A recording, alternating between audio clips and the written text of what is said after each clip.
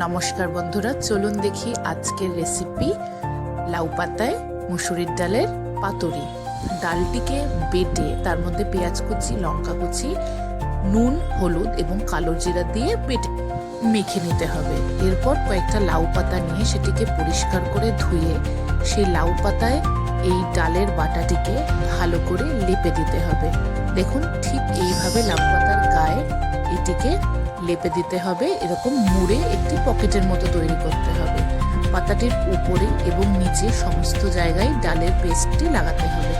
দেখুন, ঠিক এইভাবে। এরপর কড়াইতে তেল গরম করে তাতে একটি একটি করে পাতুরি সুন্দর করে সাজিয়ে নিতে হবে।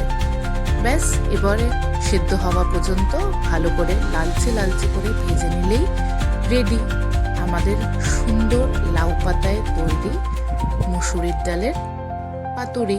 এটা চাইলে আপনারা কুমড়ো পাতায়ও করতে পারেন।